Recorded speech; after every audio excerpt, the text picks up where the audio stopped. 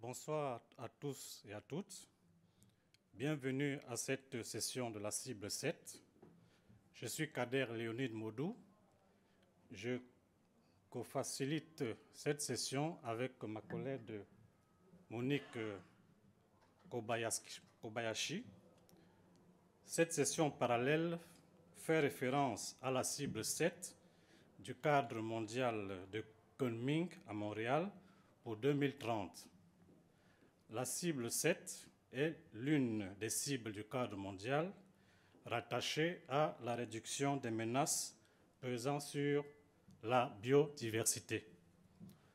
Dans le cadre de cette session, l'accent sera mis sur les actions pour réduire la pollution, notamment les risques liés aux pesticides et aux produits chimiques hautement dangereux, et la perte des nutriments dans l'environnement, sans toutefois compromettre la productivité agricole. L'objectif est de contribuer à répondre à 3 questions, à savoir pour la cible 7, quels sont les efforts engagés pour la conservation, l'utilisation durable et l'intégration de la biodiversité dans le secteur agricole. Comment ces efforts aident à réduire la pollution? La deuxième question, quelles sont les contraintes, opportunités et défis à relever en priorité pour réduire la pollution, surtout les risques liés aux pesticides et à la perte des nutriments dans l'environnement? Troisième question, quelles sont les politiques et instruments favorisant les pratiques agricoles plus durables et moins polluantes? Chacun de ces intervenants disposera de 5 minutes pour faire une présentation afin de répondre à la première question. Les 2 autres questions seront abordées dans le cadre d'une table ronde qu'animera ma collègue Monica. Après cette période de discussion de 30 minutes, les participants seront invités à poser des questions ou à faire des commentaires. Pour les participants, un sondage WooClap a été préparé pour leur permettre de partager leurs commentaires. Un code QR est à l'écran pour pouvoir y accéder. Sans plus tarder, j'aimerais inviter M. Carguel Masso de la plateforme du groupe consultatif pour la recherche agricole internationale sur la santé environnementale et la biodiversité, qui nous vient du Kenya. Nous l'invitons à faire sa présentation.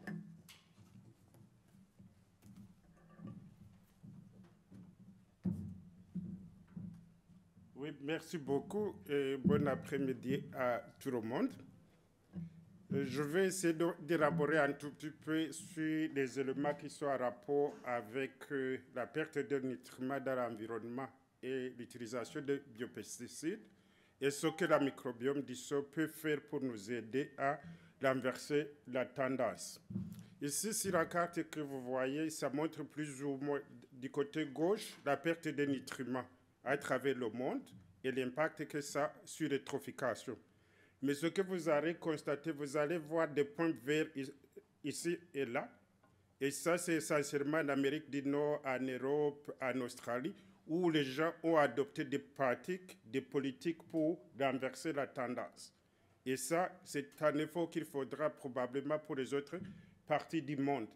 Et quand vous allez du côté droit, vous regardez l'impact des pesticides sur les pollinisateurs, surtout les abeilles. Et ça, c'est un problème qu'on voit à travers tous les continents. Ce n'est pas vraiment un problème pour un seul continent, c'est un peu partout. Maintenant, ce que nous essayons de faire, je vais m'attarder un peu sur l'Afrique. Ce qu'on essaie de faire avec les pays, c'est de voir quelles sont les autres options que nous avons pour la production, surtout l'utilisation de biofertilisants, l'utilisation de biopesticides qui ont un moins d'impact négatif sur l'environnement pour essayer de réduire les quantités d'azote que nous utilisons, les quantités de pesticides chimiques. Ça, c'est vraiment pour l'azote et essentiellement pour le phosphore.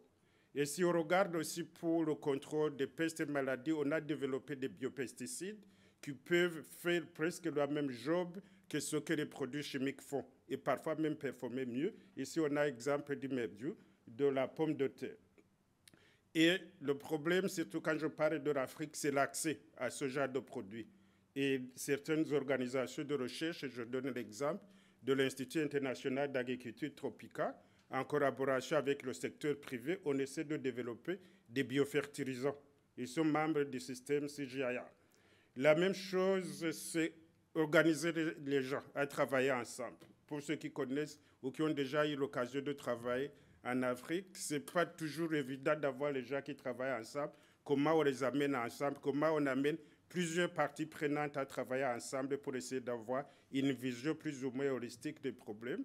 Et ici, on donne l'exemple des sites, des plateformes où on essaie de vulgariser les bonnes pratiques en production agricole et surtout en réduisant la pression des biopesticides, soit par l'amélioration génétique, soit par les pratiques agroécologiques, soit par le contrôle biologique et encore une fois l'utilisation de biofertilisants. Et le plus important maintenant, surtout, on a parlé beaucoup de politique aujourd'hui, mais le grand problème, c'est quelles sont les données scientifiques, quelles sont les évidences qu'on peut produire pour pouvoir influencer les décideurs politiques. Ici, je vous donne un exemple des résidus de pesticides, un travail fait par nos collègues de l'ICP à Nairobi au Kenya, où ils ont essayé de faire l'analyse, le suivi des résidus. Et on voit que dans un cas, on a beaucoup dépassé les limites, surtout pour l'exportation en Europe. Donc, certains de ces produits, on ne peut pas les exporter en Europe. Et à un certain moment, ça devient très facile maintenant à utiliser ce genre d'informations pour convaincre les décideurs politiques. Un autre exemple que je peux aussi donner quand on parle des nutriments, c'est le bilan d'azote. Comment faire le bilan d'azote à grande échelle pour essayer de voir quelles sont les sources d'azote dans le système, quelles sont les pertes que nous avons. Et ici, vous avez des cas excessifs des émissions, parce que parfois, on va dire qu'en Afrique, on utilise très peu d'éléments nutritifs, mais malheureusement, avec la dégradation des terres et l'érosion, on a suffisamment de pertes presque de la même manière, à cause de faible couverture végétale, et on a suffisamment d'émissions, et on a aussi beaucoup de lixiviation de l'azote. Cette information devient très critique pour éduquer les décideurs politiques. Donc, avoir la capacité de générer l'évidence scientifique pour informer les politiques. Je n'ai que 5 minutes, donc je ne peux que conclure. Ici, une des choses, c'est de dire qu'il y a beaucoup de soucis au niveau de la pollution environnementale relative à l'utilisation des nutriments comme l'azote, le phosphore, mais aussi les pesticides.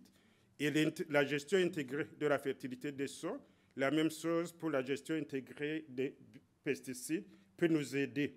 Et l'utilisation de biofertilisants, des biopesticides, peut être vraiment quelque chose à encourager, mais il faut donner les formations scientifiques pour informer les politiques. Merci.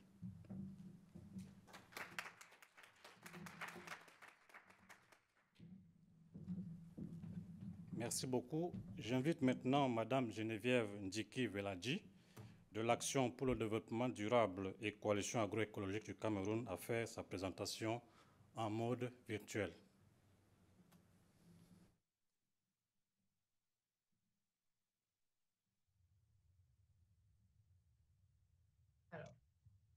Bonjour à tout le monde. Merci de me donner la parole pour présenter la contribution de Action for Sustainable Development sur la thématique pollution réduite, réduisant de moitié la perte de nutriments et le risque lié aux pesticides. Je ne saurais commencer sans présenter ASD, qui est l'acronyme de Action for Sustainable Development, une organisation de la société civile camerounaise créée depuis 2012 et basée au Cameroun, avec pour vision de contribuer au maintien d'un équilibre stable entre rentabilité économique, préservation de la nature et équité sociale dans la gestion des ressources naturelles. Pour y parvenir, nous promouvons le développement durable à travers une approche participative. Alors, la pollution fait partie des 5 principaux facteurs de perte de la biodiversité ayant le plus grand impact mondial. Il y a plusieurs sources de pollution. Ça peut être des sources liées au secteur industriel, le traitement des déchets, au transport, aux activités domestiques, à l'agriculture.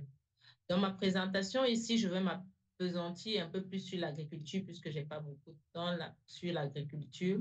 Et donc, au Cameroun, plus de 90% d'agriculteurs initient des parcelles agricoles sans aucune étude préalable des sols, ce qui fait qu'ils ne connaissent pas les quantités nécessaires pour amender, qui sont nécessaires pour amender leur sol, nécessaires aussi pour les cultures. Du coup, on a un excédent de nutriments dans le sol lié à l'utilisation excessive des engrais et des pesticides.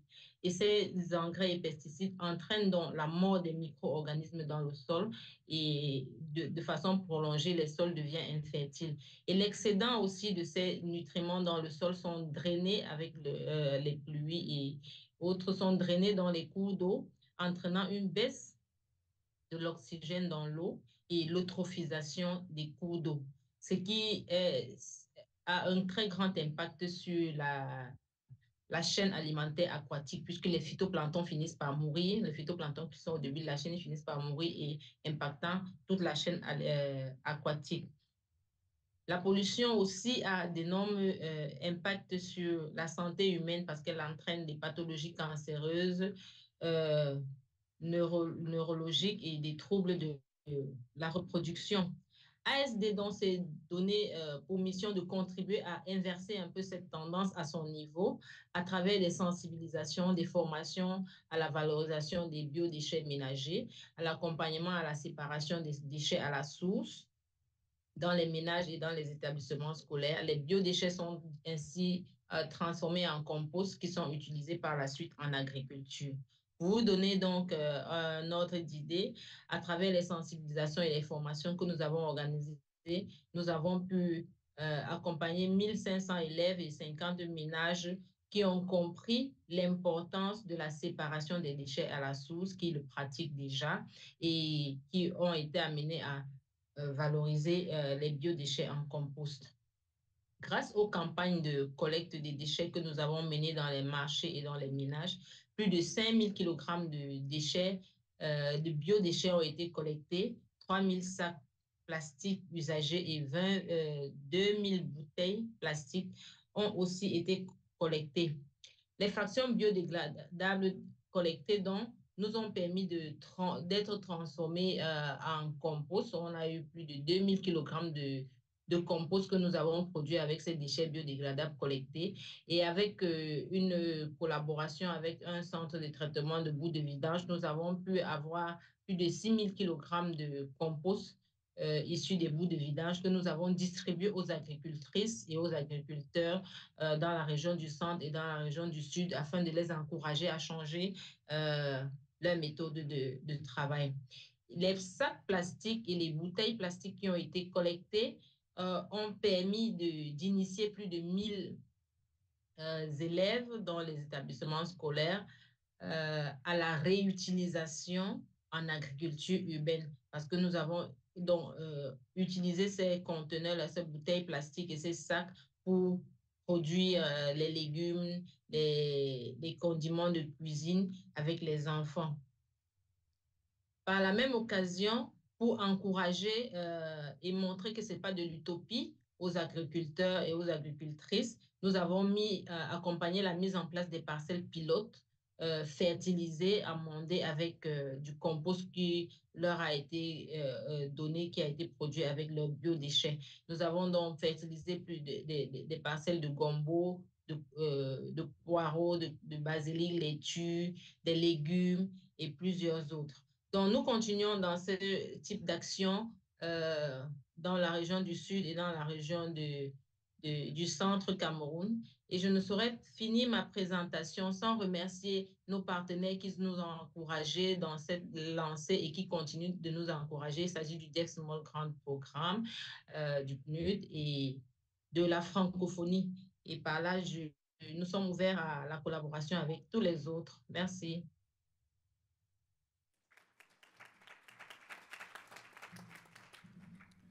Merci, Madame Diké. J'invite maintenant Monsieur Chris Wickus de Chrysalis Consulting de Belgique à faire sa présentation.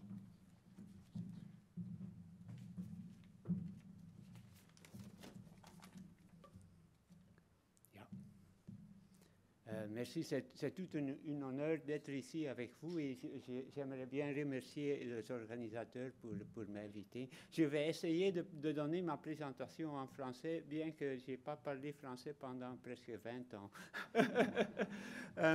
Alors, j'aimerais bien commencer par un terme ou un concept, et le concept c'est Apa-ini.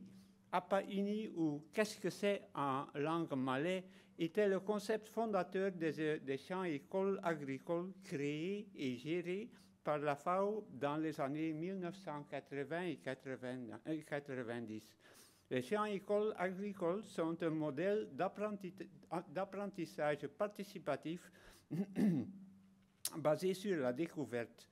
Au cours des sessions d'école de terrain, les agriculteurs découvrent et apprennent les concepts et les principes écologiques qui sous-tendent les services écosystémiques tels que la lutte biologique. Les champs-écoles sont centrés sur 5 éléments clés. D'abord, analyse de l'agroécosystème. 2, essai comparatif de différents systèmes productifs aux méthodes de production sur le terrain. 3, discussion en groupe et échange d'informations entre pairs. Et 4, co-apprentissage adaptif. Et 5, des activités pratiques, formatives et transformatives dans des contextes agricoles réels. Ainsi, au cours de ces séances d'apprentissage, les agriculteurs découvrent l'existence, le rôle écologique et l'impact en termes agronomiques de toute une variété d'organismes bénéfiques. Il s'agit de micro-guêpes parasites d'1 millimètre de long, de champignons, virus et bactéries tueurs d'insectes ou de mauvaises herbes, de fourmis carnivores et de mouches syrphides dévoreuses de pucerons. Ceci, selon les mots de E.O. Wilson, ce sont les petites choses qui font bouger le monde. Pour la majorité des paysans, c'était toute une expérience révélatrice pour découvrir les nématodes microscopiques qui résident dans les sols sains, les champignons bénéfiques qui sont transportés par les abeilles dans les champs et comment les cultures bien fertilisées sont-elles résistantes aux ravageurs. Main dans la main avec des scientifiques et des éducateurs en vulgarisation qualifiés, il apprenait à préserver et à exploiter efficacement des organismes bénéfiques pour lutter contre les ravageurs, les mauvaises herbes ou les maladies, pour prévenir activement des épidémies au lieu de les combattre avec les outils chimiques. Les champs-écoles ont formé plus de 10 millions d'agriculteurs à travers le monde.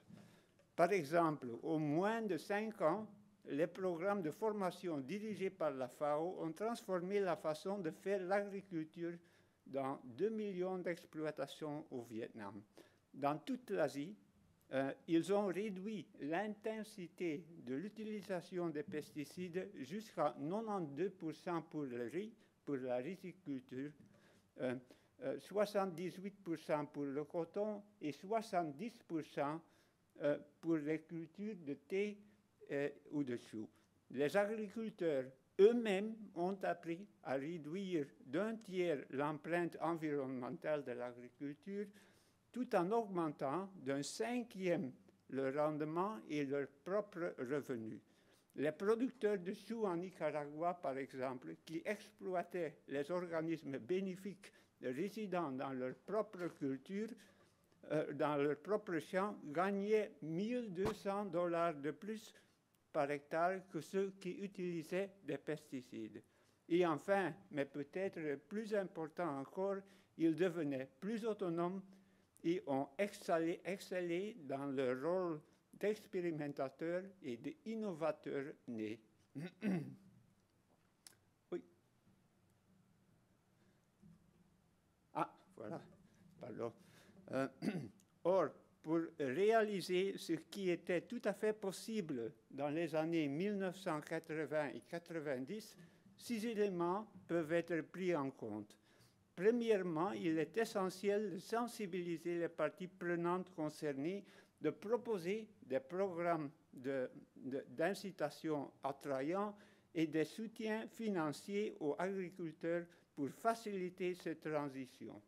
Deuxièmement, les champs agricoles peuvent être révolutionnés ou reconditionnés en adoptant des outils numériques tels que les vidéos d'agriculteurs à agriculteurs ou les réseaux sociaux. Troisièmement, il est crucial d'intégrer intelligemment la lutte biologique à d'autres pratiques écologiques rationnelles et à des outils et technologies émergentes telles que la robotique, l'intelligence artificielle ou l'agriculture de précision. Quatrièmement, en collaboration avec les agriculteurs, des essais sur le terrain en réseau doivent être mis en place sur des territoires plus vastes. Cinquièmement, les acteurs de la chaîne de valeur, tels que les détaillants et les supermarchés, doivent s'impliquer intelligemment dans la diffusion et la promotion de la lutte biologique. Et enfin, il est crucial d'évaluer méthodiquement le coût réel des aliments ou de la nourriture et les objectifs finaux qui trouvent un écho auprès des agriculteurs eux-mêmes, comme le revenu, le retour sur l'investissement. De cette façon, l'agriculteur, la société et l'environnement y gagnent.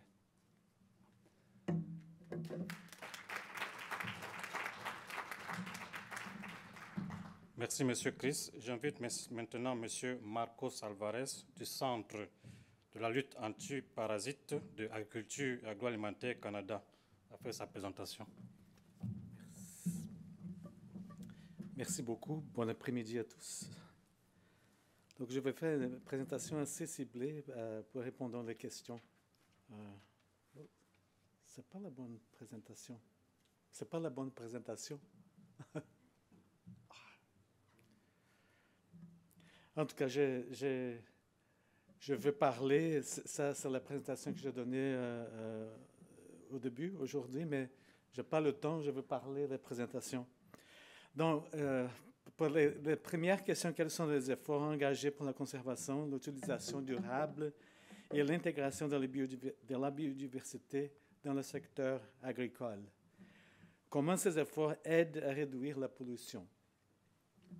Donc, je vais commencer pour dire que dans le récent budget du gouvernement du Canada, c'était annoncé le 16 avril dernier, le gouvernement du Canada a annoncé un investissement de 39 millions de dollars sur 2 ans pour maintenir le système de réglementation des pesticides ainsi que surveiller et favoriser une gestion durable de l'utilisation des pesticides. Ces investissements renforceront notre capacité à réglementer les pesticides et permettra également de soutenir les agriculteurs et les entreprises qui adoptent des pratiques durables. Ceci contribuera à préserver la biodiversité et à protéger les écosystèmes fragiles. La science jouera un rôle central dans cette démarche. Grâce à la recherche scientifique, nous pourrons développer des méthodes et des technologies innovantes visant à réduire l'utilisation des pesticides et à encourager des pratiques agricoles plus durables. En encourageant la collaboration entre les scientifiques et les agriculteurs, ça c'est très important, nous pouvons développer des solutions intégrées qui permettront de protéger la biodiversité tout en assurant la sécurité alimentaire et la prospérité économique. À titre d'exemple, en intégrant la biodiversité dans la gestion agricole, nous pouvons réduire le risque posé par la pollution de plusieurs manières. Tout d'abord, en favorisant la biodiversité des sols, nous améliorons leur capacité à absorber des polluants et de dégrader naturellement les polluants.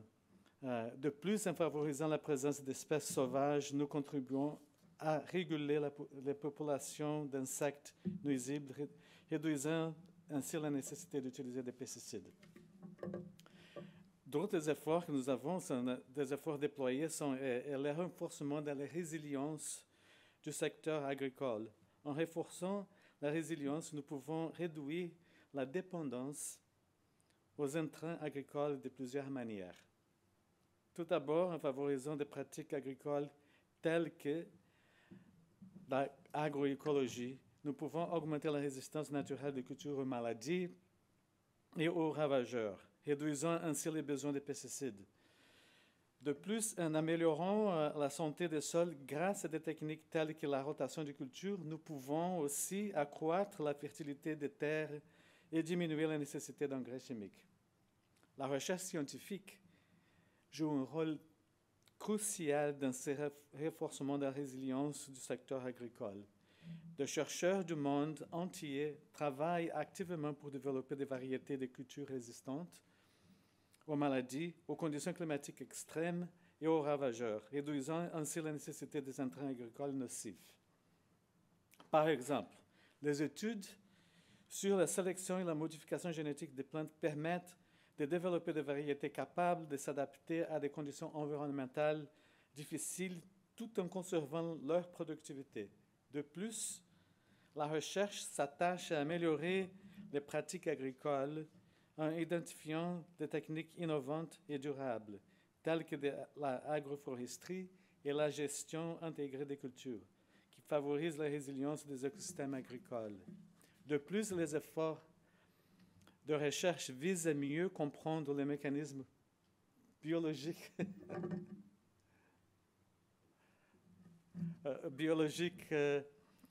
et écologiques qui régissent les interactions entre les plantes, les sols, les micro-organismes et les insectes. Merci beaucoup pour la présentation.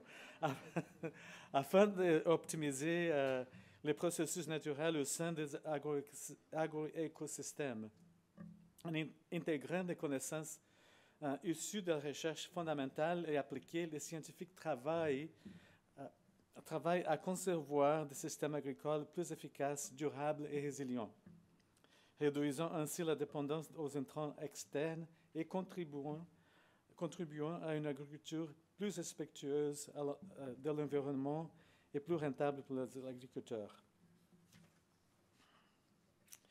Depuis plus de 130 ans, Agriculture et Agroalimentaire Canada aide les agriculteurs à produire des aliments sûrs et nutritifs, du développement de nouvelles variétés de cultures et de systèmes de production écologiquement durables, à la gestion des ravageurs et des maladies, en passant par le soutien à l'industrie alimentaire et l'augmentation de la productivité du bétail.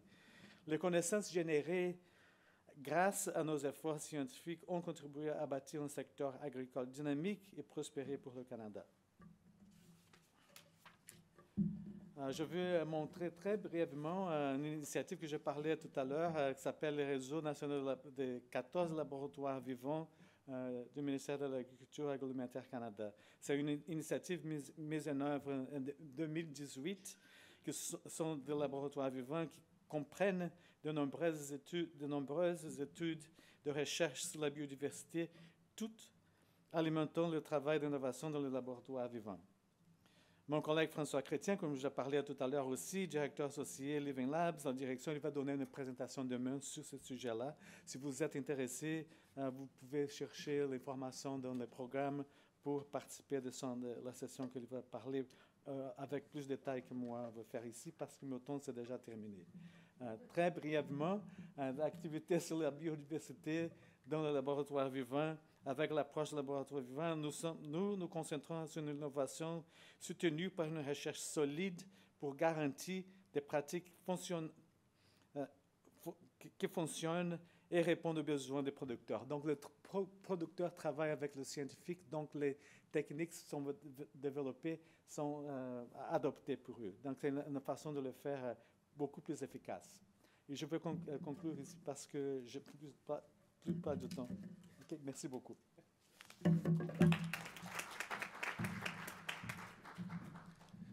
Merci, M. Alvarez. J'invite enfin M. Thomas secrétaire agriculteur en France, a fait sa présentation.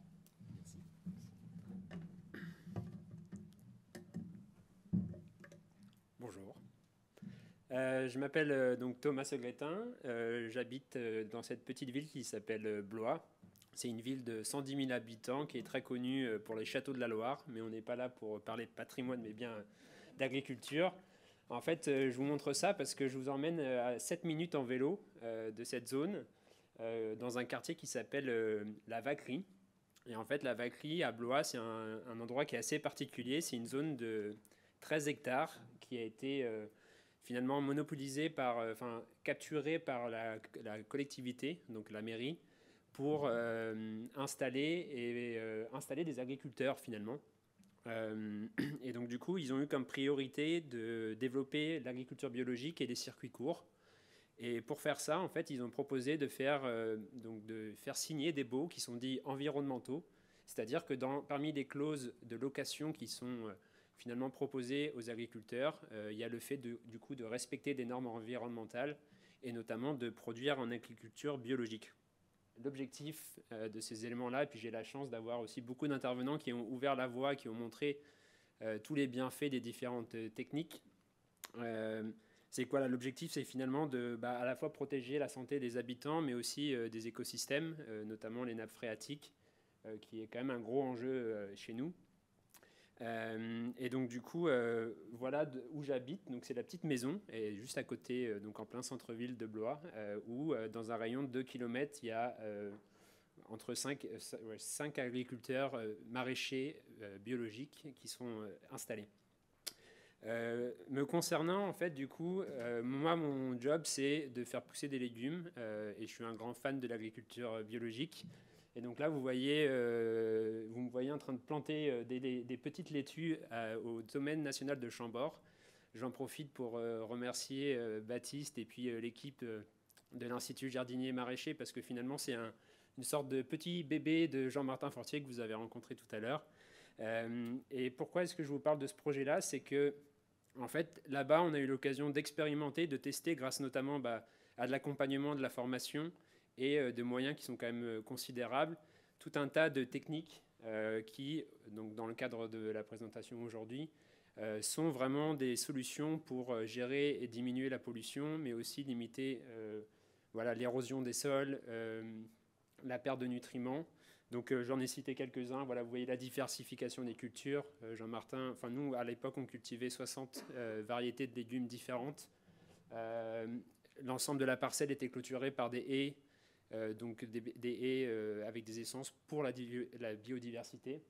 On travaille beaucoup sur la couverture de sol, donc tout ce qui est engrais verts, bâches d'occultation, etc., pour notamment limiter les départs d'intrants. Et puis tout était en agriculture biologique, donc finalement absence de tous les produits chimiques, que ce soit pesticides, fongicides et les engrais.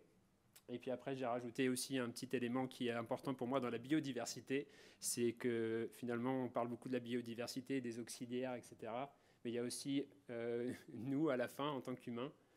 Donc du coup, c'est aussi des fermes qui sont finalement pensées pour être à petite échelle, peu mécanisées et plutôt à échelle humaine.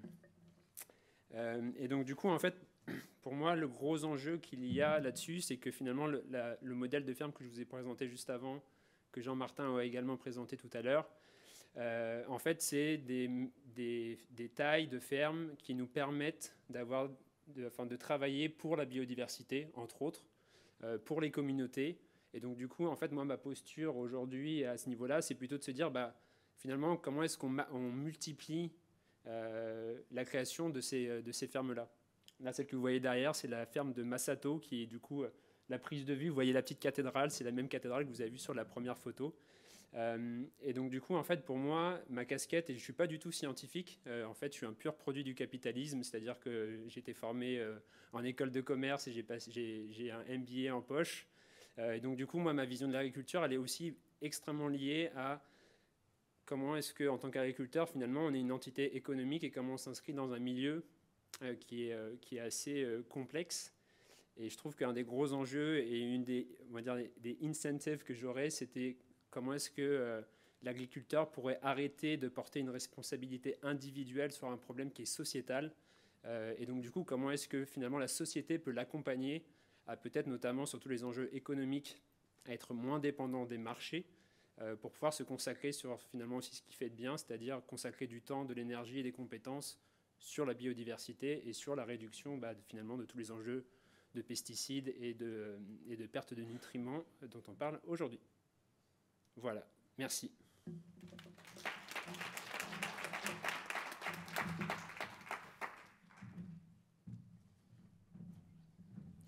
Un grand merci à tous les intervenants. J'aimerais maintenant inviter ma collègue Monica à prendre la suite de la session.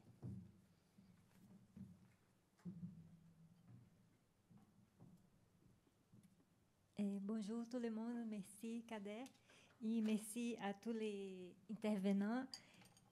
C'était super intéressant d'apprendre des exemples, différents exemples. Et aussi, on a ici une variété d'acteurs du secteur du système alimentaire. Donc, on a un représentant du gouvernement, de la société civile, de producteurs agricoles, de chercheurs. Donc, ça nous a donné l'opportunité de voir des différentes solutions qu'on a déjà. Donc, les présentateurs ils ont parlé des bonnes pratiques, de comment la technologie peut aider, l'importance de la capacitation, de l'éducation. Aussi, on a parlé de l'importance de la recherche, comment les données scientifiques peuvent aider les preneurs de décision et pour faire notre politique. Donc, maintenant, et une fois qu'on a vu tout ça, tous les bons exemples que les intervenants nous ont présentés, j'ai deux questions. Donc, la première, selon vous, quelles sont les contraintes, opportunités et défis à relever en priorité pour réduire la pollution, surtout les risques de pesticides et la perte de nutriments dans l'environnement? Est-ce que quelqu'un veut briser de la glace?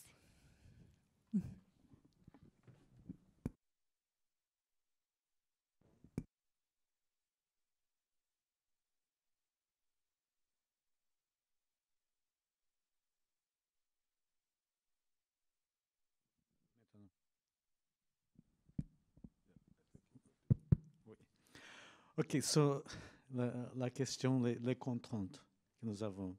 La demande de produits agricoles ne fera qu'augmenter.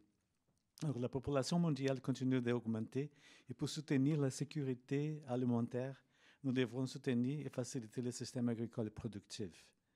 Pour y parvenir, tout en réduisant la pollution et les impacts négatifs sur la biodiversité, il faut faire plus avec moins. Moins de terre, moins d'intrants chimiques. Donc, les exemples de l'agriculture biologique, c'est un bon exemple, et c'est ce que c'était donné auparavant. Des opportunités. Lorsqu'il s'agit de l'utilisation durable et de la conservation de la biodiversité, dans l'agriculture en particulier, en ce qui concerne la réduction des risques liés aux pesticides et aux nutriments, nous devons reconnaître que la biodiversité offre de nombreuses réponses. La sélection d'espèces agricoles adaptées aux conditions environnementales locales, y compris leur résistance aux ravageurs et aux agents pathogènes, peuvent réduire les besoins d'engrais et de pesticides. La recherche sur l'adéquation et l'impact des agents de lutte biologique peut offrir de puissantes alternatives aux pesticides. Peut explorer le moyen d'améliorer le cycle de l'absorption des nutriments et comprenant mieux les services écosystémiques et en appliquant des pratiques de gestion bénéfiques, par exemple biodiversité des sols, pollinisation, inoculants biologiques. Les collections biologiques constituent une riche ressource pour de telles recherches et doivent être soutenues. Donc, nous avons 7 collections biologiques au ministère au département de l'agriculture agroalimentaire Canada. Beaucoup de ces sujets nécessitent d'investissements à long terme en matière de recherche et de soutien. Nous devons donc adopter une vision à long terme pour réduire les impacts de la pollution. Les défis, c'est la recherche et le développement peuvent fournir les meilleurs outils au monde, mais ils n'auront aucun impact s'ils ne sont pas adoptés par le producteur. C'est toujours un défi pour nous autres, l'adoption de nouvelles techniques.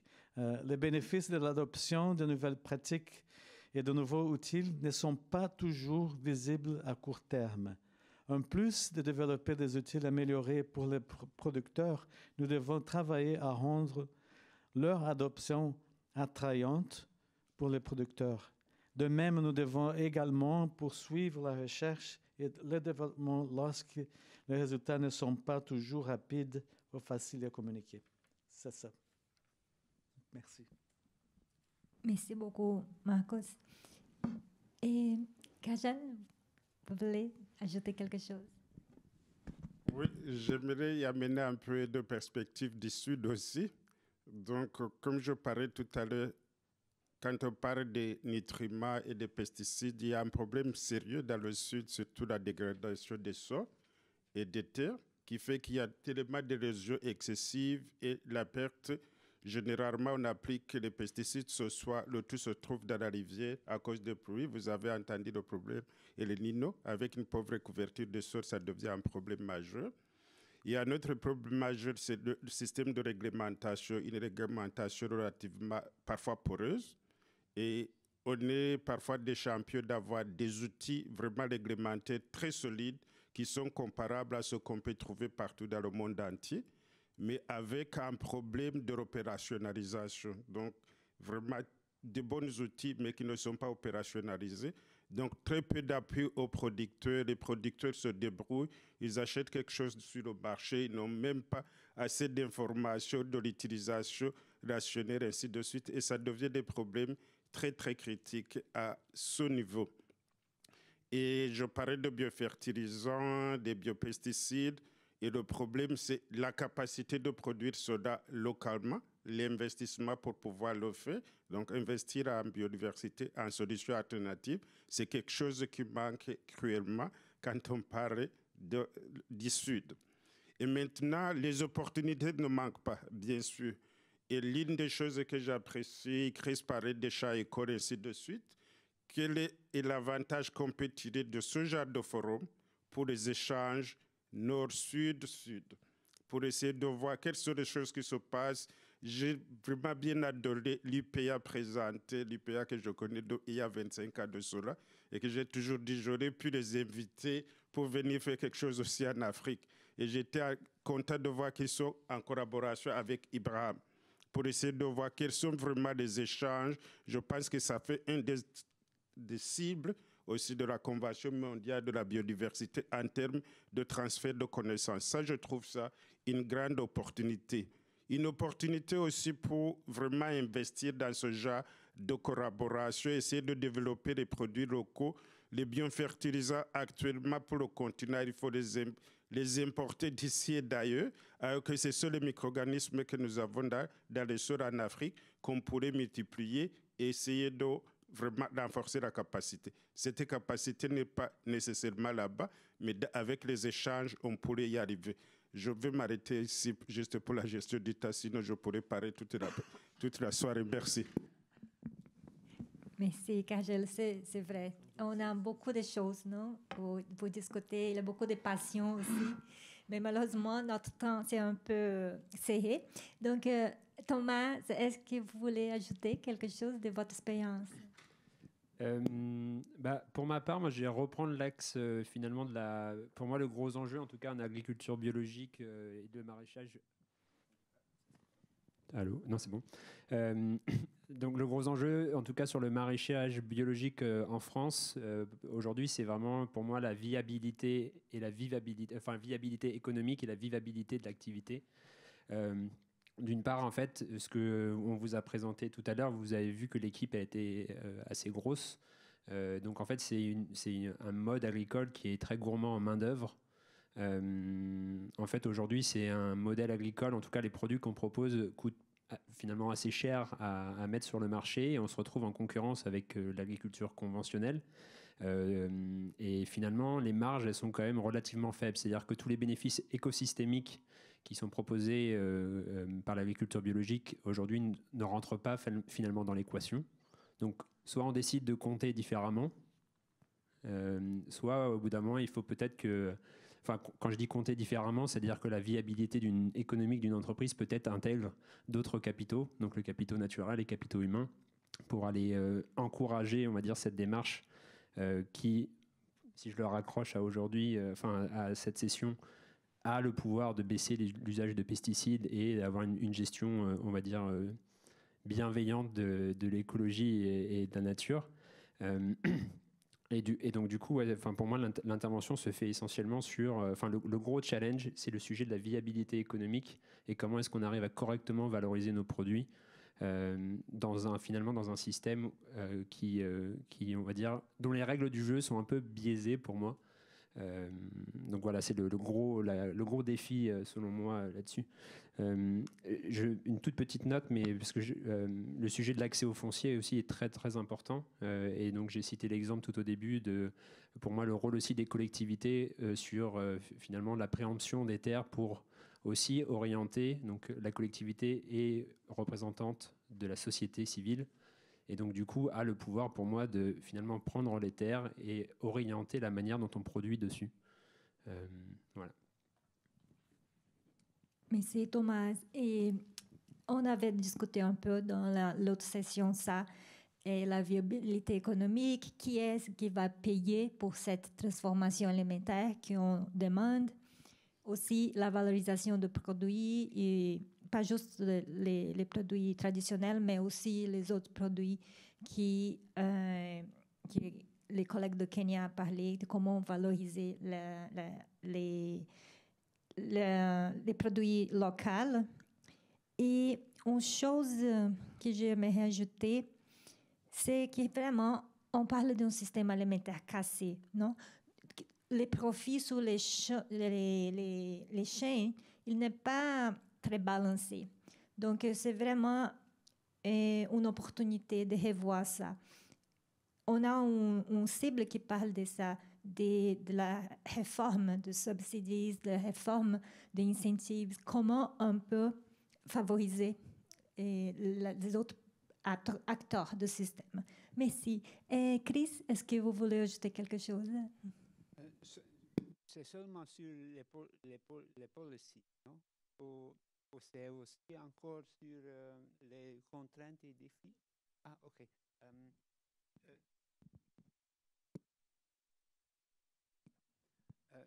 Peut-être je vais répondre en anglais, si c'est possible. So for the contrainte et défi, I got 3 points, and I would like to start with a statement, and it's a statement that was made in the 1980s by an anthropologist. A friend of mine, Jeff Bentley, and Jeff Bentley said, "What farmers don't know, they cannot use." And it definitely applies to biological control. So if farmers don't know that there are good organisms in the farm, they cannot make use of them. And a study of ours, just a couple of years ago, we looked at the published literature on farmer knowledge on biological control agents, and we realized that farmers all over the globe, they generally only know like a handful of natural enemies. They know a lady beetle, maybe they know an assassin bug, but they don't know the nematodes, they don't know the microbial agents, they don't know the endophytes, yeah, the fungi that grow in the plant. So how can we expect farmers to use those things if they even don't know them? So I think a first step is really to train farmers on those things and to build their ecological literacy, their knowledge about the ecological processes that underpin the farming system, and to do that through participatory research, to tailored farmer education, and to targeted messaging.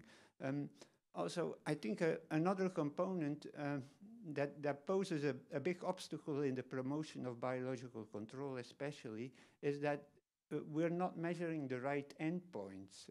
We as scientists, we as biological control scientists or other scientists, we measure the ecological processes, and then when we communicate that research to the farmers are lost because they don't know what we're talking about.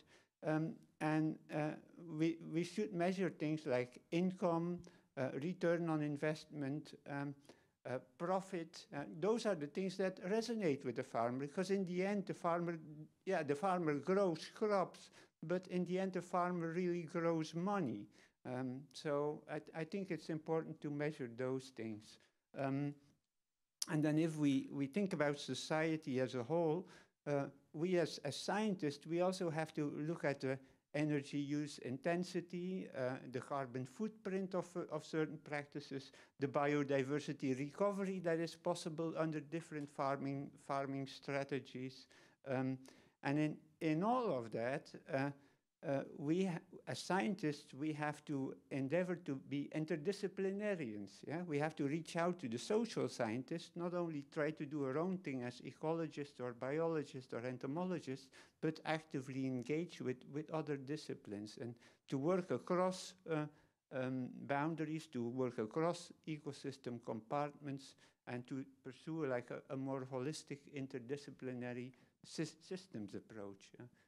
So that's it. Thank you. Yes, just oh non, pardon.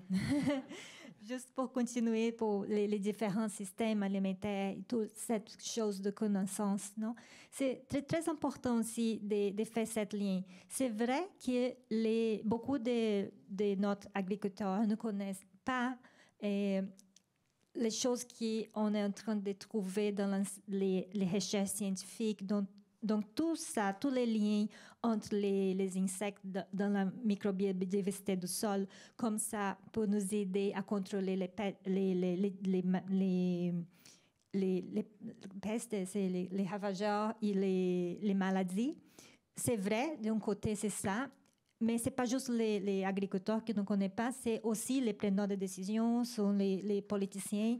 Donc il faut remplir cette gap, cet espace entre les chercheurs et les preneurs de décision et les gens qui vont mettre les bonnes pratiques dans les champs. Mais un deuxième point qui aussi c'est vrai, c'est qu'avec l'agriculture industrielle qu'on est en train d'utiliser de plus en plus, on perd la connaissance traditionnelle. Donc, il y avait beaucoup de connaissances qu'on avait dans les champs, que les producteurs, pour calculer la météo, quand on va planter les choses. C'était toutes les choses qu'on ne savait parce que ce sont des expériences. Mais avec toute l'agriculture industrielle, qu'on a tout un paquet prêt pour nous, on a laissé toute cette connaissance. Donc, c'est vraiment comment on peut récupérer ça dans un contexte qui change. Parce que maintenant, on a un changement climatique, on a d'autres pressions, la perte de biodiversité. Donc, comment est-ce qu'on peut récupérer tout ça? Parce que dans ce contexte, c'est important aussi. Et les connaissances traditionnelles du peuple autochtone, parce que beaucoup de gens connaissent des insectes, des pollinisateurs qu'on ne connaît même pas, qu'on est aussi en train de découvrir avec les peuples autochtones et les autres cultures, non? Qui sont aussi importants pour la sécurité alimentaire. Et avec ça, est-ce qu'on a du temps? Oui, 4 minutes? Donc, OK, donc on va sauter la dernière question et j'aimerais ouvrir pour les participants parce que c'est important aussi d'avoir votre commentaire, si vous avez des questions.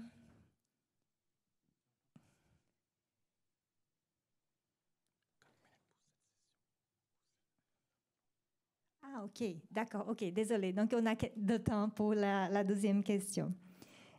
Et donc, j'aimerais vous poser la troisième question. Quelles sont les politiques et les instruments favorisant les pratiques agricoles plus durables et moins polluantes? Est-ce que quelqu'un voulait commencer? D'accord, merci. OK. De niveau national, le cadre réglementaire du Canada limite la pollution en fonction des impacts environnementaux et sanitaires, y compris les cadres spécifiques aux pesticides. Donc, une politique réglementaire que nous avons. Le Canada a récemment annoncé des investissements, comme je parlais, importants dans la promotion de l'utilisation durable des pesticides. Le ministère de l'Agriculture et Agroalimentaire Canada dirige l'élaboration d'une stratégie nationale pour l'agriculture durable, en collaboration avec des intervenants du secteur agricole. La biodiversité est l'un des 5 principaux domaines d'action abordés des éléments agricoles de l'objectif de la cible 7 du CAMI Montreal Biodiversity Framework est un résultat recherché. Agriculture Agroalimentaire Canada a récemment aussi élaboré un plan stratégique, comme je parlais dans notre présentation, par les sciences, la promotion de la biovigilance, le développement d'alternatives aux pesticides et le renforcement du service écosystémique sont des principaux résultats de cette stratégie. Au niveau international, plusieurs organismes internationaux favorisent des conseils et des services d'experts qui aident les pays à respecter leurs engagements en matière de la biodiversité. Par exemple, le traité international sur les ressources phytogénétiques pour l'alimentation et l'agriculture rend un matériel génétique végétal accessible à la recherche et à l'éducation. C'est là pour renforcer notre compréhension et nos efforts de sélection pour accroître la résilience agricole. La Commission des ressources génétiques pour l'alimentation et l'agriculture fournit des rapports sur l'état du monde et des plans d'action mondiaux pour améliorer la durabilité et la gestion des ressources génétiques pour l'alimentation et l'agriculture. CABI aussi fournit une expertise scientifique pour résoudre les problèmes agricoles et environnementaux dans les pays en développement. Les collaborations internationales rendues possibles grâce à CABI accélèrent et facilitent la recherche sur les espèces envahissantes et nuisables à l'échelle qui dépasse les capacités d'un seul pays. Merci Marcos. Oui, c'est très intéressant. Et aussi de voir comment la recherche ici au Canada, c'est important, et comme les programmes et les politiques utilisent de la recherche, et aussi ce programme de collaboration internationale, c'est très intéressant. Et Gargel? Oui, merci. Je peux aussi contribuer à ça légèrement. Une des choses, vous avez, Monique, mentionné la question des subventions néfastes à la biodiversité ou à la santé de l'environnement. Et je pense que s'il y a quelque chose qu'on devrait faire dans certains coins du monde, c'est essayer vraiment de voir comment bien orienter. Et je vais utiliser le cas de l'Afrique où il y a les subventions sur les engrais, mais il n'y a pas de subventions sur l'analyse des sols. Et la plupart des producteurs ne sont pas capables de payer pour l'analyse de l'échantillon des sols. Est-ce qu'on peut avoir des politiques qui visent à subventionner, par exemple, l'analyse des sols, l'analyse des plants, pour essayer de voir des recommandations, au lieu d'aller mettre des subventions là où c'est plus génial, où il y a beaucoup de créativité. Vous allez savoir ce que je signifie par créativité plus tard. L'autre aspect là, Hollande, après ici, je retourne en Afrique et je vais rejoindre le forum sur la santé des sols en Afrique et les engrais. Et c'est un endroit vraiment très propice pour essayer de pousser pour voir si on peut avoir des politiques vraiment très propices à la santé des sols qui peut faire que le recours aux engrais, le recours aux pesticides soit réduit par la santé, par exemple, de la biodiversité des sols, et ainsi de suite. Ça, c'est au niveau des politiques. Et un autre aspect vraiment très important, c'est de voir comment créer un contexte où les différentes parties prenantes, presque à l'exemple de ce que nous sommes en train d'observer ici, peuvent travailler ensemble, spécialement dans le Sud, pour essayer de voir comment échanger pour créer un cercle de systèmes alimentaires qui tiennent compte des différents besoins.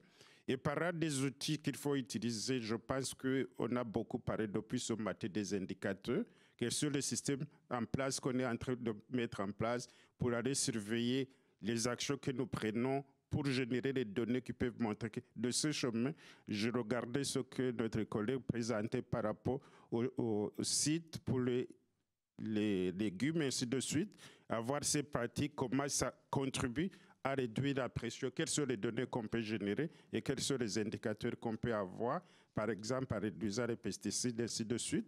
Un autre aspect aussi très critique, c'est l'optimisation de la fertilisation. Dans la plupart des pays, j'ai eu la chance de travailler dans ce pays pour travailler sur les plans de fertilisation, la réglementation sur les pesticides et les engrais. Et on voit combien ça aide dès l'amont, dès la réglementation, comment le producteur est déjà informé sur l'étiquetage.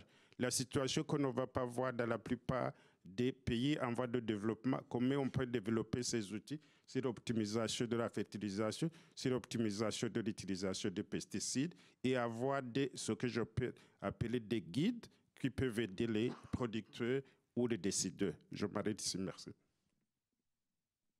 Merci, Kajel. En fait, votre commentaire, c'est lié à beaucoup d'autres cibles.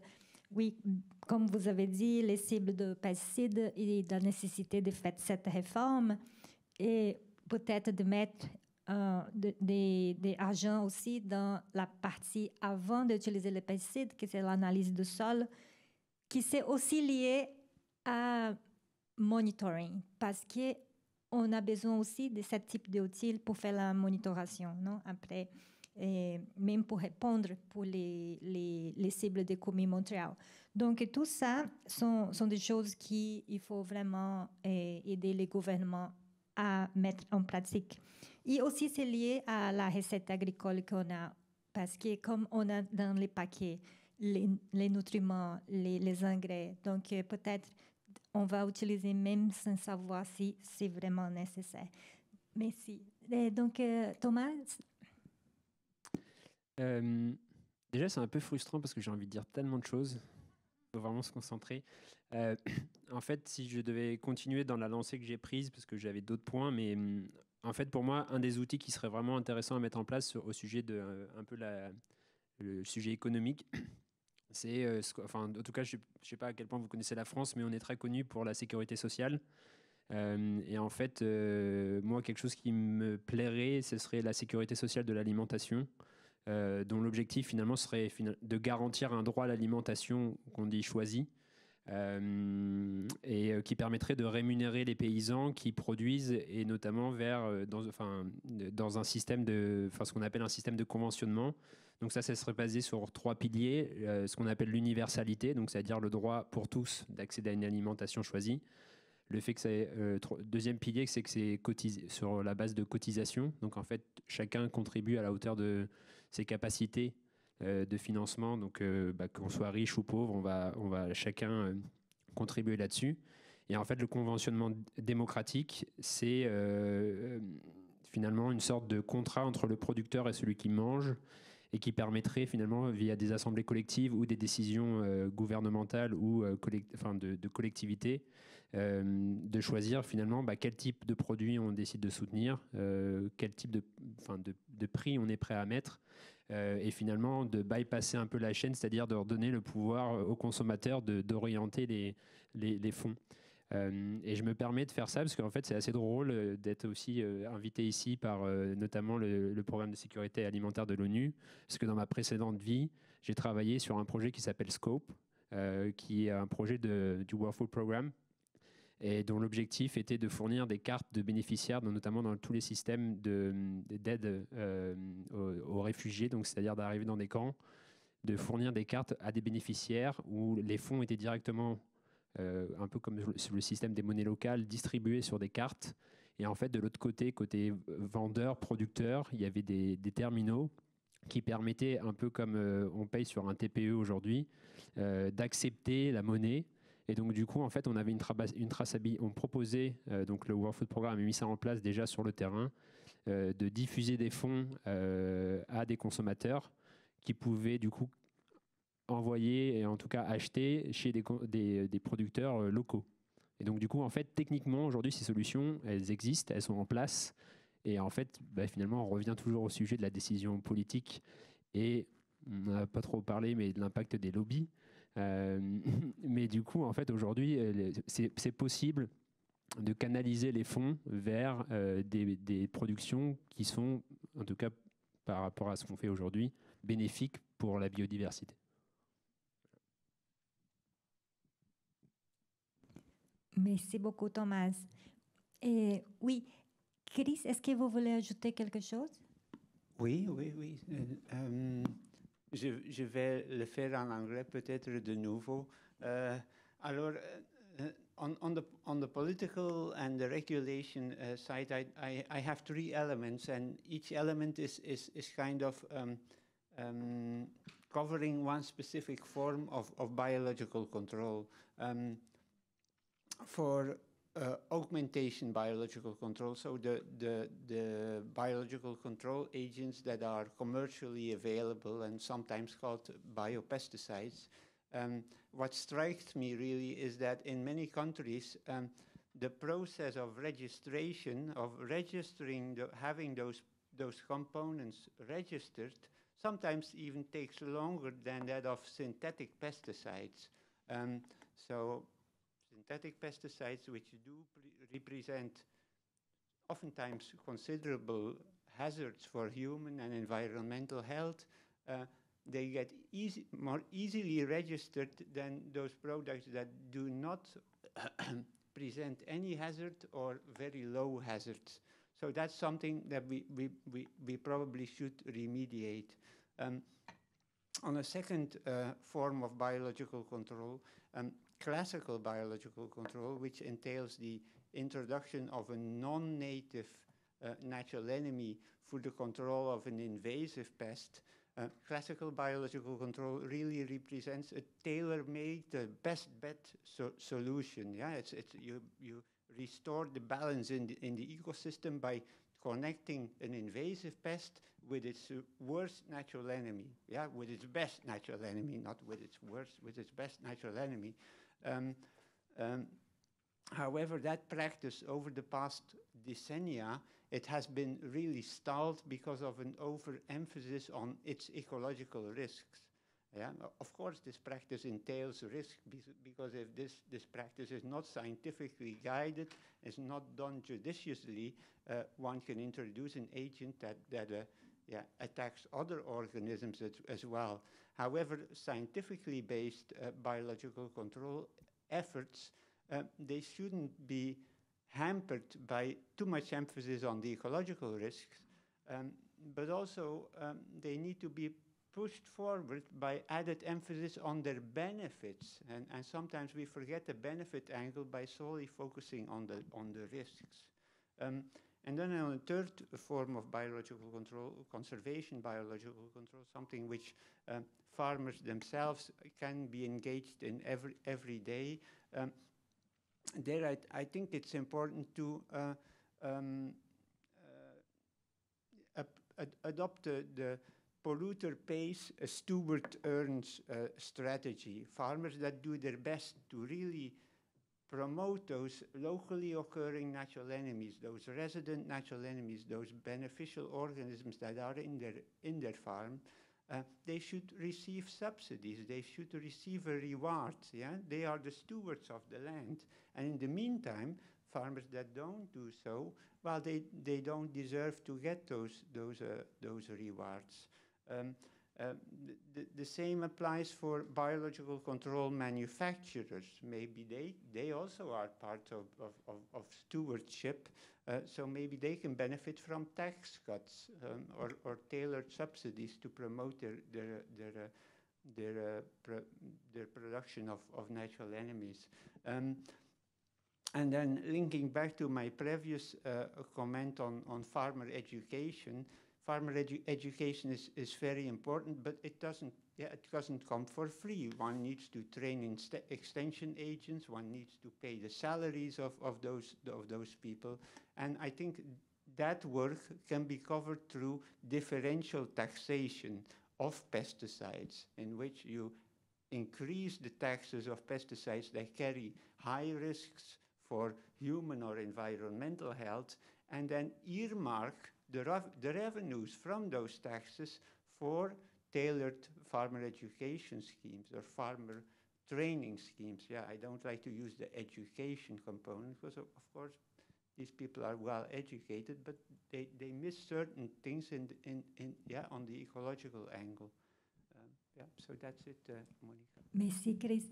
Et merci, Thomas. Et donc, je pensais que notre temps était terminé, mais on a encore de temps. Donc, juste pour remercier à Thomas, oui, c'est vrai qu'on a besoin d'avoir des politiques pour soutenir les produits et aussi pour les consommateurs, parce que c'est très important et les rôles de consommateurs dans toute cette discussion et comment on va échanger les besoins de market. Donc, Chris, oui, c'est vrai aussi qu'on a besoin de politiques pour les biopesticides, pour le biocontrol. Et une chose intéressante que vous avez parlé, c'est par rapport à cette balance de l'écosystème, non? Parce que les ennemis de peste et les ravageurs deviennent ennemis aux ravageurs parce que le système n'est pas en balance. Donc, c'est très important de comprendre cet équilibre.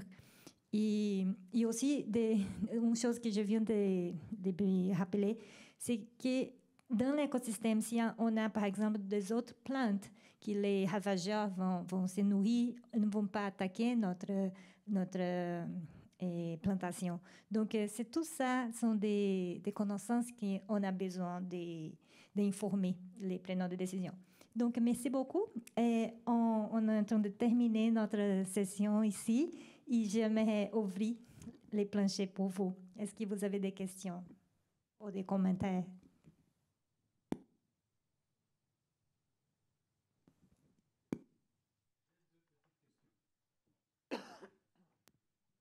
Donc, la première question c'est à Monsieur Cargill. Donc, dans votre présentation, vous avez un peu mentionné que par manque de sensibilisation des politiciens, il y a peu d'investissement dans les recherches agricoles, agronomiques. Et là, donc, il y a des collaborations chercheurs et privés, sociétés privées. Mais ma question est, est-ce qu'en fin de compte, les résultats de ces recherches-là sont accessibles aux producteurs, étant donné que le privé, ce sont des businessmen, donc ils cherchent du profit en fin de compte. Est-ce que les produits issus de ces recherches-là sont accessibles aux producteurs, on va dire, moyens? Ma deuxième question, c'est à M. Ségretin. J'ai un peu lu dans votre résumé que vous avez toujours un pied dans l'informatique. Donc, ma question pourrait peut-être choquer, mais je me demande, est-ce que, d'après vous, est-ce concevable qu'il y ait un peu, on puisse utiliser l'intelligence artificielle en production biologique, en agriculture biologique? Est-ce que c'est quelque chose de concevable dans le moyen ou long terme? Merci.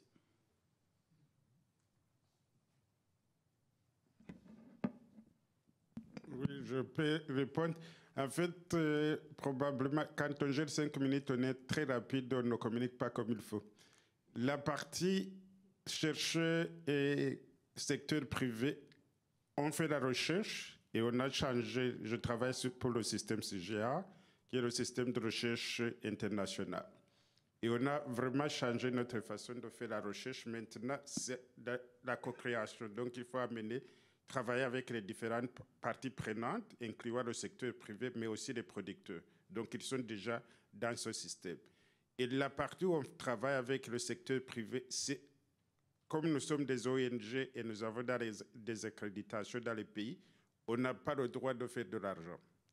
Donc, ces innovations maintenant sont transmises au secteur privé. Mais on accompagne le secteur privé pour s'assurer que des choses se passent très, très bien. Et maintenant, ça entre dans la chaîne de commercialisation. Donc, la réponse est que ça devrait être disponible. Et on essaie de travailler vraiment en exploitant le matériel local. C'est surtout pour les biofertilisants, pour s'assurer que le produit soit relativement accessible aux petits producteurs dans notre système en Afrique. Voilà, merci. Pour changer de registre, du coup, sur le sujet de l'informatique, en fait, pour moi, la réponse est oui. Je dirais, ceci dit, que l'intelligence artificielle, d'un point de vue agricole, aujourd'hui, pour moi, c'est un peu comme être on vise directement le Jedi. C'est un peu le niveau informatique quand même très, très haut. En fait, moi, je travaille beaucoup sur l'utilisation des outils informatiques pour faciliter la prise de décision et, en fait, dans le système agricole que je promeus, il y a une énorme complexité à gérer. C'est-à-dire que 60 légumes à produire, quand on fait parfois 25 générations d'une carotte. Donc, en fait, par exemple, à Chambord, on avait 600 successions de légumes différents à gérer sur une saison. Donc, en fait, ça... en tout cas, moi, je n'ai pas rencontré quelqu'un qui avait le cerveau suffisamment bien fait pour pouvoir le gérer. Et donc, du coup, les outils informatiques, et rien qu'un fichier Excel est vraiment intéressant. Et donc, il y a plein de structures qui travaillent dans ce sens-là. Et donc, pour moi, c'est des vrais alliés de l'utilisation les outils informatiques sont des vrais alliés pour nous aider à aller là-dedans. Et notamment, pour moi, un des gros enjeux sur la gestion de la biodiversité et puis des alternatives aux produits qui existent et qui sont très facilitants. Enfin, c'est assez facile de passer, c'est très pratique de passer un coup de Roundup. Mais par contre, d'anticiper la destruction de son engrais vert pour pouvoir mettre une bâche d'occultation pour ensuite planter, etc. Là, on rentre dans un niveau de finesse et d'organisation qui est quand même important.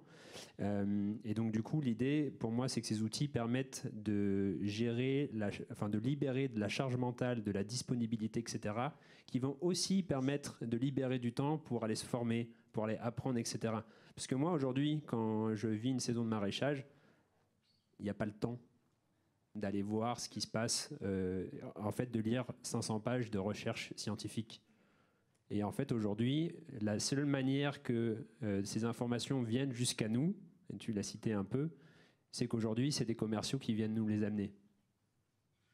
Et donc, en fait, finalement, on est un peu dans un système où, voilà, l'idée pour moi, pour revenir sur ta question, si on a des outils, notamment informatiques, et moi, je suis très fan de l'open source, qui vont nous permettre d'aller gagner du temps et libérer de l'énergie pour aller gagner en compétences et en formation pour aller travailler dans tous les enjeux dont on parle aujourd'hui. Let's go, quoi. Enfin, allons-y. Merci beaucoup. Monsieur, je suis désolée, mais est-ce que vous pouvez se présenter juste pour notre note? Merci.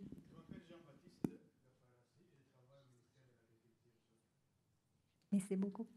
Est-ce qu'il y a quelqu'un d'autre qui voulait faire des commentaires? Oui. Bonjour, Marie Al-Kayed, manager de la durabilité environnementale liée aux politiques dans la Fédération canadienne de l'agriculture. Donc, ce que je vais dire, c'est plutôt un commentaire plutôt qu'une question. Donc, nous avons vu beaucoup aujourd'hui le dialogue de la part des agriculteurs est dans une vallée, alors que les institutions gouvernementales parlent dans une autre vallée, comme on dit au Liban. Donc, mon commentaire un peu, c'est de rappeler un peu que there's no one size fits all en agriculture. Donc, bien que la production biologique, elle peut être excellente, par exemple, et aussi la production à proximité peut être excellente pour des maraîchers, ce qui se fait beaucoup, même au Québec, dans la production maraîchère. Ce n'est pas vraiment viable, disons, dans l'Ouest canadien, où les gens doivent dans le rural canadien où les gens doivent voyager pour 3 heures juste pour aller à l'épicerie, d'une ferme à l'épicerie. Ceci n'est pas faisable. Ceci n'est pas faisable dans les grands champs. Surtout dans l'Ouest canadien aussi, on en produit beaucoup de grains et d'autres choses. Il y a aussi des commentaires dans l'aménagement intégré des pestes. Donc, juste la semaine dernière, on était dans une rencontre organisée par la AAC au sujet de l'IPM. Et il y avait beaucoup de demandes de la part des agriculteurs qui présentaient sur, par exemple, si on va faire la IPM, le management intégré des ravageurs, ce que les agriculteurs ont besoin, c'est de savoir vraiment quelles sont les limites économiques dans lesquelles ils peuvent travailler. Donc, s'ils vont utiliser les insectes qui sont déjà présents sur leur champ, quelles sont vraiment les limites économiques dans lesquelles ils peuvent travailler, quel pourcentage ils peuvent tolérer dans leur planification, parce qu'il y a des agriculteurs qui y attendent avant de faire une intervention avec des pesticides ou même pour faire une intervention avec des ravageurs naturels. Et parfois, il y a des agriculteurs qui planifient ça dans leurs semences. Donc, s'ils connaissent déjà qu'ils peuvent perdre 15 à 20% de leurs grains s'ils utilisent des ravageurs naturels, alors ils plantent plus. Mais on ne connaît pas ça pour tout. Et on a besoin de la recherche à ce point-là.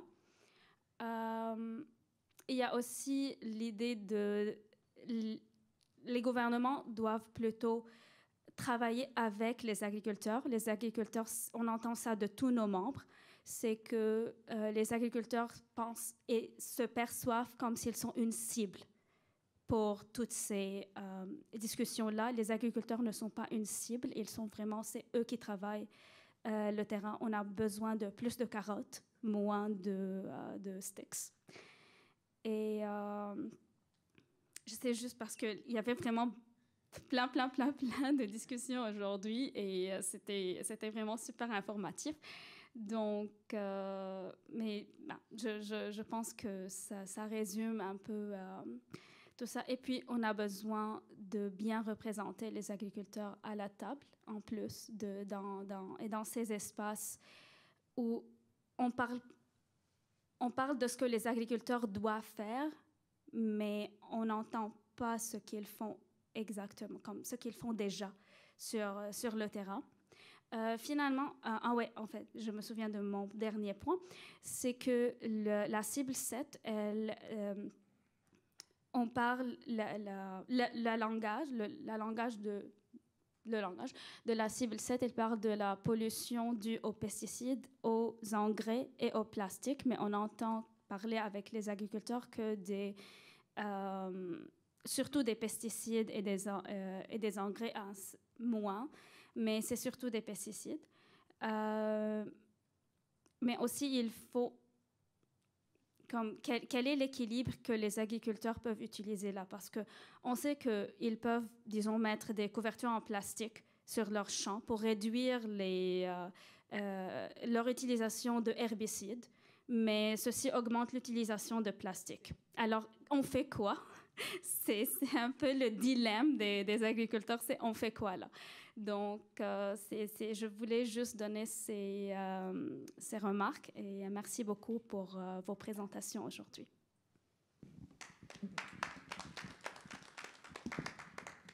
Merci beaucoup, Maria, de tous les commentaires. Et oui, je suis d'accord avec vous. Et dans ma vie avant le CBD, j'ai travaillé au MAPAC avec Jean-Baptiste.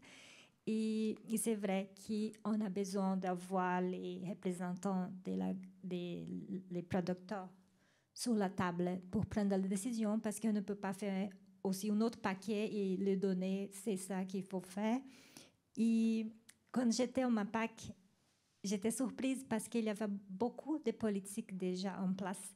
pour la protection du sol, l'utilisation durable du sol, et pour payer pour les services écosystémiques. On n'appelle pas comme ça, mais c'est pour payer l'agriculteur pour les services écosystémiques avant la cadre mondiale. Donc, c'était plus avant.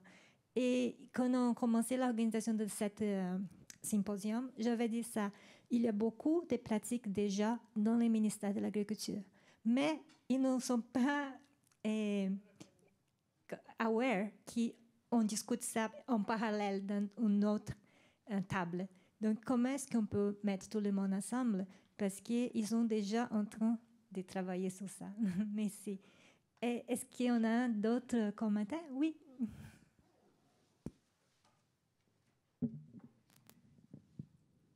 Donc, bonjour, Agnès Bernis-Fontenot de la FAO. C'est pour rebondir sur quelque chose qui a été brièvement dit par Thomas Segretin et qui, je pense, transparaît sans être complètement visible. C'est que si le système fonctionne encore à la manière dont il fonctionne, c'est que certains bénéficient quand même, ont des retours économiques qui fonctionnent bien, tels que c'est.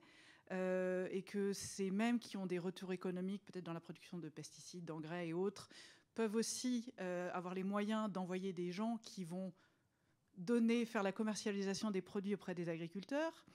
Et donc la question, c'est dans la mesure où certains ont un gros intérêt économique sur la manière dont le système fonctionne maintenant, comment est-ce qu'on réussit à sortir de ça? Ou comment est-ce qu'on réussit à évoluer parce que ceux-là ont tout intérêt à continuer à faire un lobbying très fort pour que ça n'évolue pas. Donc, quelles sont les solutions que vous voyez sur comment évoluer, alors qu'en face, on peut avoir des gros mastodontes qui ont un pouvoir important et qui peuvent aller placer leurs produits auprès d'agriculteurs qui, eux, n'ont pas forcément le temps d'aller chercher d'autres solutions.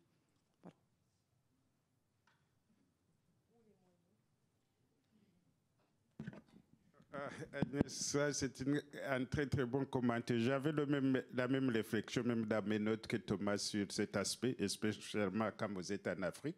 Le lobbying pour les engrais et les pesticides est beaucoup plus loin, à des milliers de kilomètres par rapport à l'industrie des biofertilisants, et ainsi de suite.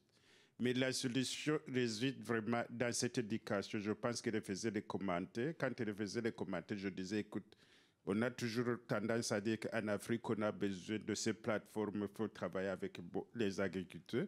Mais je pense que ce que disait M. Alvarez en termes de laboratoires vivants de recherche, c'est vraiment des choses très critiques où il faut impliquer même les producteurs.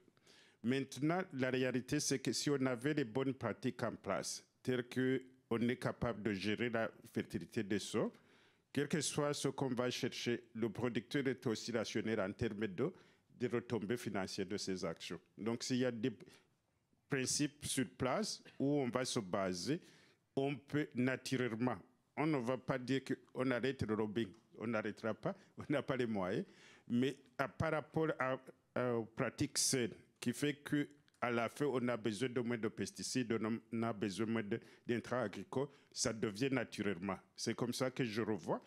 Et maintenant, les plateformes de consultation où on échange sur ces choses, sans dire que les pesticides, les biofertilisants, mais en essayant de proposer les alternatives, en les mettant sur la table. On fait beaucoup. J'avais une figure là que j'ai passé très rapidement où on fait le coût-bénéfice. Le coût-bénéfice par rapport à nos intrants. Le producteur indirectement verra qu'avec le temps, ça pourra marcher. Mais ça ne pourra pas marcher dans les grandes échelles. Quand vous regardez les plantations de maïs, j'aime beaucoup la Montérégie, parce que je faisais beaucoup Sherbrooke, Montréal et puis Québec, Montréal. Vous voyez les plantations de maïs, ça devient là où on a beaucoup de pratiques de monoculture, ça devient plus ou moins complexe à un certain moment, il faut le reconnaître. Mais comme disait Thomas, en termes de ces petites parcelles, l'IPA aussi le disait, mon collègue de l'Estrie en parlait de ces petites pratiques qu'on essaie de faire pour essayer vraiment de renforcer l'agriculture biologique d'une façon peut-être lente, mais sûrement, ça pourra faire changer les choses. Ça serait ça mon point de vue.